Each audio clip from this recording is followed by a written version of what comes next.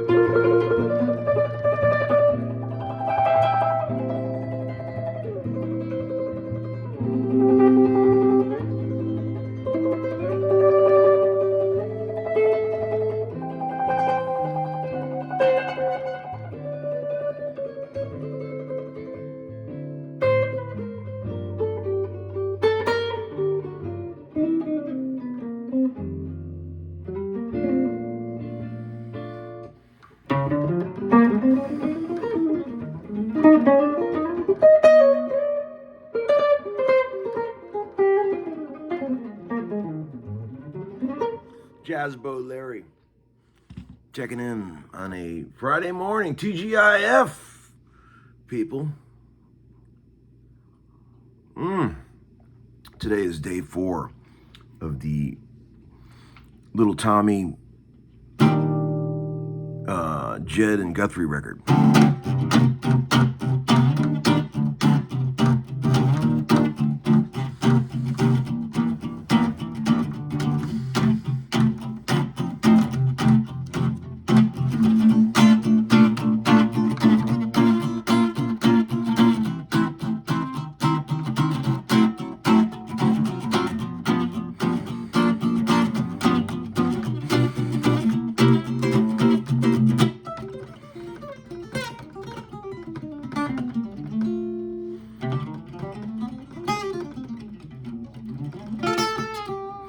That's it. And man, we were having a ball over there. Last night, young Gregory Kochery from Milwaukee came by, and Brett Papa came by the studio after we got done working. They listened to a few of the tracks we've been working on, and they didn't seem to hate it too bad. So I think we might be on to something there. We've got three songs done so far. And man, they are turning out great. Gonna take us a minute to finish this album, but it's gonna be worth it. As I mentioned yesterday, one of my absolute all-time favorite guitars I have ever owned in this brief time that I have inhabited this planet. This thing is absolutely magical. There is no words to describe how much I love this guitar. I love it so much. This is not the first 36 ES150 I've owned. I had one years ago, but it wasn't nearly as good as this one. I mean, friends, this pickup is almost 100 years old. And listen, no noise. I mean, relatively speaking. Listen to this tone.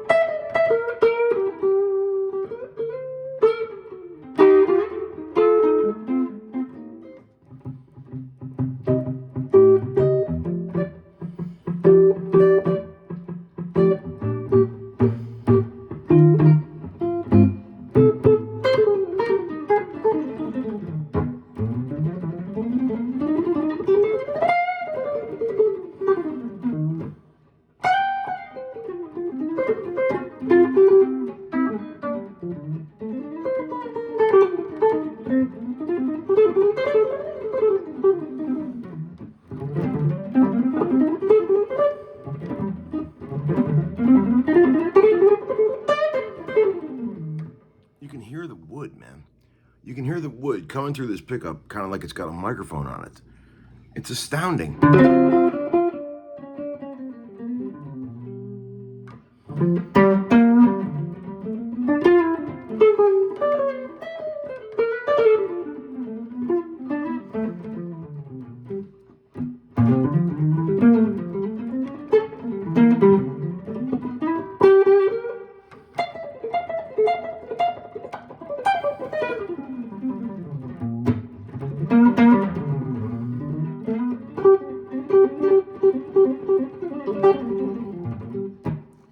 Yeah, man.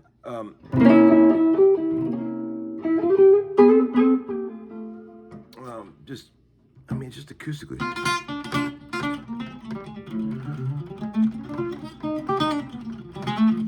Come on, man. All right, so we won some money last night on the Bucks-Falcons game. I took the over 43.5, and it started out pretty slow. The first quarter, I was a little scared. I thought we might not cover the over, but we sure got there. It started becoming a slugfest, and the Bucks pulled it out. It was great to see all those old receivers back in the game. Godwin and Mike Evans. I mean, I remember watching those guys a couple years ago get hurt real bad. There was one game years ago I watched the Bucks where both Godwin and Evans had terrible injuries in the same game, and I thought, man, those guys might be done. It's great to see them back, and they're playing great. Godwin made 2 crucial catches at the end. He's a bad motherfucker. It's really cool to see a player come back from a terrible injury and be just as good as they were before. Imagine the fear if you blow a knee out the way these guys do, and the amount of force you put on your body, like when you're trying to do a jump cut or the way those guys move. Imagine the fear every step you take that that's going to happen again. I imagine it's much like the effect that would like, let's just say you're a pretty crazy driver, right? And you get around pretty good and you like to drive fast, you know. I'm not naming any names. But if you got in a terrible wreck, it would have to affect the way you drive down the road, right? I think that's the same for some of these guys. You know, it might put a little fear of God in them that they never had before. But man, it's crazy, and it's really cool to watch. You know, I'm a big Gale Sayers fan, you know, and Gale Sayers only played for 6 years. He got taken out by a terrible knee injury. And a lot of people say that if they had the technology now, that happened in like 69 or 70, 71. If they had the technology now if they had done what they do now, he might have been able to come back and play much longer. He did come back, but he was never quite the same after that. But in his prime, if you ever watch Gale Sayers highlights, I was watching one the other day, and it said it looked like he wasn't really running. It looked like he was floating. Have you ever seen it? It's pretty incredible. Talk about graceful. Just gliding with incredible speed and accuracy of his moves. Incredible. I've never seen anybody, there's been a lot of great running backs since. Never seen anybody do it quite like he did. Gale Sayers, I have his rookie card, man, 1966. Him and Butkus came into the league in the same year. Pretty good addition to the team there. 2 guys coming on the same team.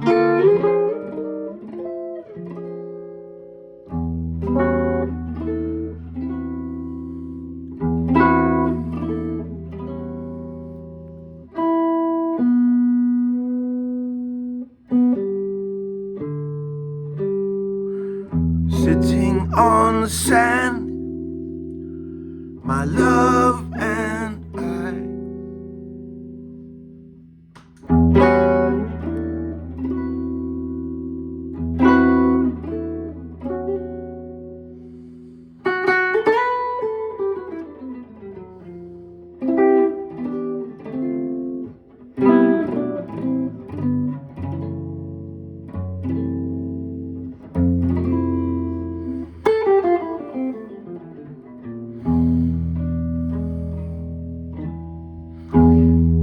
You know, here's something you never thought of. I promise you this.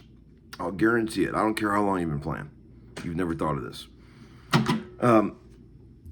You know the old Hendrix chord that everybody loves, you know, the minor major 7, or the minor major, E7, raise 9.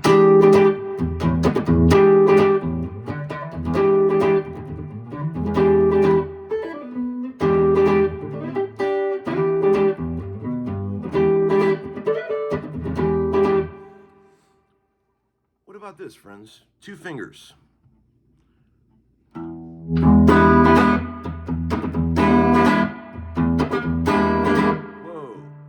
What happened to my tuning? The string slipped. That was weird.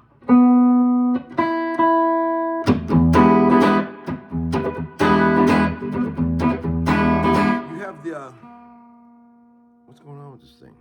string about to break? I think it is. Sometimes when a string's about to go, it just starts slipping.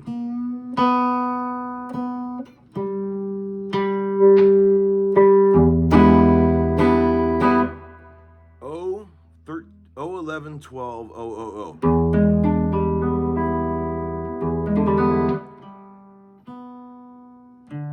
What happened here, friends?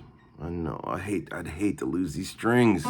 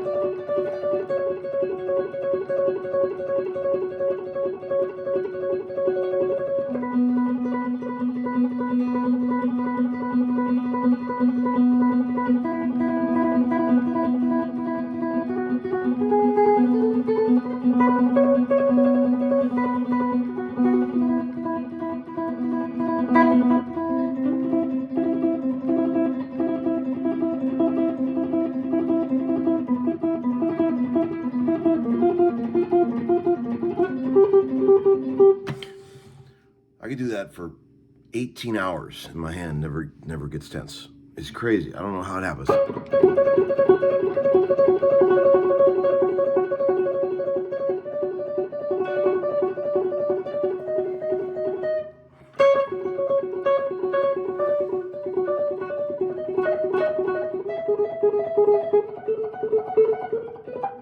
Shredding, baby.